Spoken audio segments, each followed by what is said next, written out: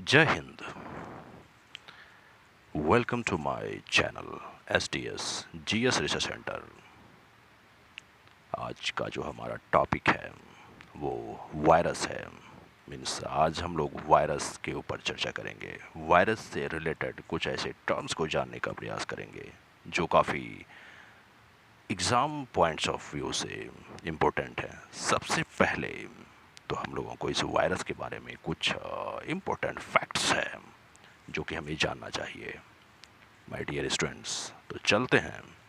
आपसे मैं एक क्वेश्चन करता हूँ कि वायरस का साइज बड़ा होता है या सेल का साइज बड़ा होता है। तो आप हमारे इस वीडियो को पॉज करें एंड खुद सोचने का प्रयास करें कि कौन बड़ा होता है, वायरस बड़ा होता है या सेल बड़ा होता है। शायद आपको पता चल गया होगा कि ये वायरस बड़ा होता है या सेल बड़ा होता है। तो मैं आपकी इस क्वेश्चन का जवाब अभी दिए देता हूँ कि virus are smaller than any known cell. अगर आप बात करें कोई भी नोन सेल का, कोई भी नोन सेल, उससे वायरस हमेशा स्मॉलर ही होता है। अब अगर बात करें कि वायरस को हम लोग किस इंस्ट्रूमेंट से देख सकते हैं, the name the instrument is that electron microscope. What? तो इलेक्ट्रॉन माइक्रोस्कोप की सहायता से आप वायरस को देख सकते हैं।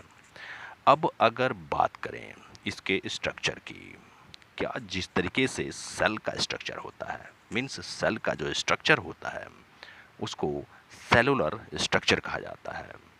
अब सेल का स्ट्रक्चर कैसा होता है, तो थोड़ा सा आप लोग अपने बुक्स में देख सकते हैं कि सेल का स्ट्रक्चर कैसा होता है। मैं यहाँ आपको सेल का स्ट्रक्चर बिल्कुल भी नहीं दिखाने वाला हूँ। तो आप अपने बुक्स में देख सकते हैं कि सेल का स्ट्रक्चर कैसा होता है। तो अगर आप देखें कि सेल का स्ट्रक्चर और वायरस का स्ट्रक्चर, जैसे मैं यहाँ पर आपको दिखाता हूँ, दैट इज़ यहाँ पर आप देख रहे हैं कि कुछ सेल्स है अगल बगल में। यहाँ पर एक घर है, फिर घर के बगल में कुछ वायरस दिखाई दे रहा है आसमान में। तो आप समझ गए होंगे कि ये जो वायरस है, वायरस का स्ट्रक्चर और सेल का स्ट्रक्चर में काफ़ी डिफरेंस होता है, काफ़ी अंतर होता है। तो अब बात करते हैं इससे आगे की कि क्या ये जो वायरस है ये रिप्रोड्यूस करते हैं। अगर बात करें इसके रिप्रोडक्शन की, तो ये खुद ब खुद रिप्रोड्यूस नहीं करते हैं। ये रिप्रोड्यूस करना तभी स्टार्ट करते हैं जबकि ये किसी ऑर्गेनिज्म के बॉडी में एंटर करते हैं। अब ऑर्गेनिज्म किस तरीके का organism, what type of organism, like human beings, animal, plant, किसी के भी बॉडी में अगर ये एंटर कर गया तो फिर ये अपना पॉपुलेशन को इंक्रीज करना स्टार्ट कर देता है। मीन्स रिप्रोड्यूस करना स्टार्ट कर देता है, मीन्स मल्टीप्लाई करना स्टार्ट कर देता है। अब यहाँ पर एक प्रश्न उभर कर आता है, एक क्वेश्चन उभर कर आता है कि ये जो हमारा वायरस है, हमारा नहीं डियर, ये जो वायरस है ये हमारा कभी नहीं होता है, बल्कि हमारा हर हमेशा ये दुश्मन ही होता है, क्योंकि वायरस से आज तक किसी भी इंसान का भला नहीं हो पाया है।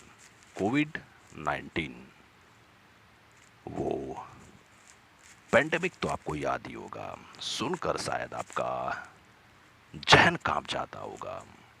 तो डियर, यहाँ पर जो प्रश्न था हमारा वो ये था कि ये जो वायरस है ये मल्टीप्लाई करता है क्या? तो मल्टीप्लाई करता है। तो मल्टीप्लाई करने के लिए इसको एनर्जी का ज़रूरत पड़ता है। तो जाहिर सी बात है ये जिसके भी बॉडी में जाएगा उसके बॉडी से एनर्जी गेन करेगा, मीन्स एनर्जी प्राप्त करेगा। अब जब किसी भी होस्ट के बॉडी में, मीन्स किसी ह्यूमन के बॉडी में अगर ये एंटर करता है, प्रवेश करता है, तो उस ह्यूमन के बॉडी में या उस एनिमल की बॉडी में सेल होगा। अब आपको पता ही है कि हम लोग अगर खाना खाते हैं, खाना खाने के बाद हम लास्टली जो हमारा फूड होता है डाइजेस्ट होके कहाँ पहुँचता है, तो सेल में पहुँचता है। फिर वहाँ पर हमारा जो सेल है, उस डाइजेस्टेड फूड जो हमारे सेल में पहुँचा है, वो उसको क्या करता है, तो के एनर्जी के फॉर्म में बाहर निकालता है, मीन्स एनर्जी बनाता है। तो हमारा जो सेल है वो एनर्जी का फॉर्मेशन करता है। तो एनर्जी का जो फॉर्मेशन करता है किस फॉर्म में करता है, in the form of ATP. What is the full form of ATP, adenosine triphosphate. तो अब सेल के अंदर से, मीन्स सेल अपना फंक्शन करता है और एनर्जी का फॉर्मेशन करता है। तो ये जो वायरस है उस सेल से ही एनर्जी क्या करता है, तो गेन करता है, मीन्स प्राप्त करता है। इस तरह से उसको होस्ट के बॉडी में जो सेल है वहाँ से उसे क्या मिल जाता है, तो एनर्जी मिल जाता है और अपने आप को वो रेप्लिकेट करता है, मीन्स मल्टीप्लाई करता है, अपना फोटोकॉपी बनाता है। अब यहाँ पर बात आती है, सबसे पहले किसी भी अगर इंसान के बॉडी में या एनिमल के बॉडी में वन वायरस एंटर करता है, तो इस पहले वायरस को, ये जो फर्स्ट वाला वायरस है, इसको हम लोग कहेंगे क्या, तो इसको हम लोग कहेंगे पेरेंट। क्या, तो पेरेंट वायरस बोल सकते हैं। अब ये जो पेरेंट वायरस है, तो बहुत सारे न्यू वायरस है ना, ये जो पेरेंट वायरस है ये क्या करेगा, जब ये बहुत सारे वायरस को जन्म देगा, तो उसके बाद ये जब कमज़ोर पड़ेगा तो इसके बॉडी के अंदर में भी बहुत सारा वायरस जमा रहता है। फिर ये ब्लास्ट करता है, क्या, तो ब्लास्ट करता है। ब्लास्ट करने के बाद इस वायरस के बॉडी में जो बहुत सारा वायरस रहता है वो फाइनली बाहर चले आता है और बाहर आके जो हमारे बॉडी में जो सेल होता है उस सेल को इन्वेड करना स्टार्ट करता है। मीन्स उस हमारे बॉडी में जो सेल है उसको उस पर आक्रमण करना स्टार्ट करता है। तो कौन, जब ये जो होस्ट सेल है, मीन्स जो पहला वायरस हमारे बॉडी में एंटर किया था, वो सेल जब बर्स्ट करता है, ब्लास्ट करता है, तो उसके अंदर से बहुत सारा जो वायरस निकलता है वो क्या करता है, तो हमारे बॉडी में जो सेल है उसको वो इन्वेड करता है, मीन्स उस पर क्या करता है, तो आक्रमण करता है। अब यहाँ पर आप सोच सकते हैं कि अगर एक पहला वायरस अगर ब्लास्ट कर रहा है तो हमारे सपोज करिए कुछ सेल्स को वो इन्फेक्ट करता है। अगर अब एक सेल से बहुत सारा वायरस हुआ, अब वो बहुत सारा वायरस भी तो लास्टली कभी ना कभी ब्लास्ट करेगा, तो इससे बहुत सारा वायरस हमारे बॉडी में फैल जाता है। तो बहुत सारा वायरस जब हमारे बॉडी में फैल जाता है तो बहुत सारे सेल्स को वो इन्फेक्ट कर देता है। तो इस वजह से कोई भी जिसके बॉडी में वायरस एंटर करता है तो वो फॉल इल हो जाता है, मीन्स बीमार पड़ जाता है। अब किसी भी प्रकार के वायरल इन्फेक्शन में किसी का भी बॉडी काफ़ी कमज़ोर पड़ जाता है। इसके पीछे का क्या प्रश्न आप बता सकते हैं, इसके पीछे का जो रीज़न है क्या आप बता सकते हैं, क्या कारण है कि ये जब किसी को वायरल इन्फेक्शन होता है, वायरल इन्फेक्शन के बाद उसके बॉडी में काफ़ी वीकनेस आती है। इसके पीछे का one of the most reason is that, मतलब जो मोस्ट रीज़न की अगर हम लोग बात करें तो वो ये है कि अभी जस्ट कुछ देर पहले हम लोगों ने देखा था कि एक वायरस को, किसको, तो एक वायरस को अपना रिप्रोडक्शन करने के लिए, अपना जनसंख्या को बढ़ाने के लिए उसको एनर्जी का ज़रूरत पड़ता है। और उसको ये एनर्जी मिलता कहाँ से है? उसको ये जो एनर्जी मिलता है, हमारे सेल में जो एनर्जी बनता है in the form of ATP. अब यहाँ पर तो अधिकांश एनर्जी को कौन गेन कर रहा है? तो वायरस गेन कर रहा है। हमारे बॉडी को एनर्जी नहीं मिल पा रहा है, सो यू फील वीक। आप कमजोरी महसूस करेंगे, वीकनेस महसूस करेंगे। अब यहाँ पर क्वेश्चन उठ के आता है कि ये जो वायरस है, क्या ये सिर्फ और सिर्फ ह्यूमन को, एनिमल को या प्लांट को ही इन्फेक्ट करता है क्या? क्या ये बैक्टीरिया को इन्फेक्ट नहीं करता है? जाहिर सी बात है, वायरस बैक्टीरिया को भी इन्फेक्ट करता है। Virus infecting bacteria called bacteriophage means अगर कोई बैक्टीरिया इन्फेक्टेड हो गया है, क्या अगर कोई बैक्टीरिया इन्फेक्टेड हो गया है वायरस से, तो फिर इस बैक्टीरिया को हम लोग बैक्टीरियोफेज कहते हैं। वाट? तो बैक्टीरियोफेज कहते हैं। अब ये जो बैक्टीरियोफेज है, चूंकि ये वायरस इन्फेक्टेड हो चुका है, अगर ये हमारे बॉडी में जाता है तो काफ़ी सीवर डिजीज़, चाहे वो ह्यूमन हो, चाहे वो प्लांट हो, चाहे वो एनिमल्स हो, उसके बॉडी में अगर ये बैक्टीरिया एंटर करता है तो काफ़ी सीवर डिजीज़ होने का चांस रहता है। अगर डियर स्टूडेंट, आपको हमारा ये इन्फॉर्मेशन काफ़ी लाभप्रद लग रहा है, अगर आपको लग रहा है कि हमारा ये जो इन्फॉर्मेशन है आपके लिए यूज़फुल है, तो आप हमारे वीडियो को लाइक करें, हमारे चैनल को सब्सक्राइब करें एंड बेल आइकन को ज़रूर दबाएं।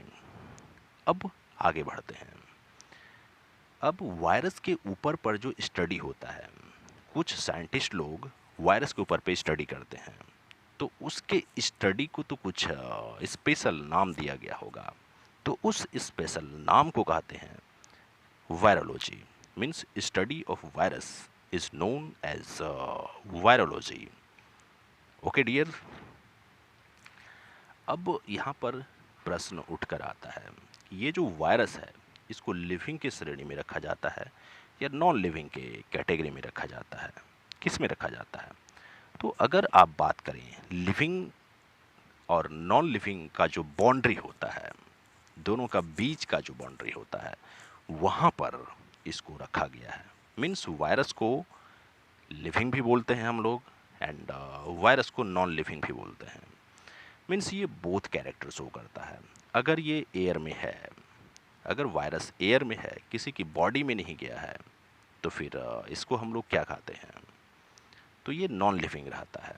मीन्स इसमें लिविंग का कोई कैरेक्टरिस्टिक्स रहता ही नहीं है।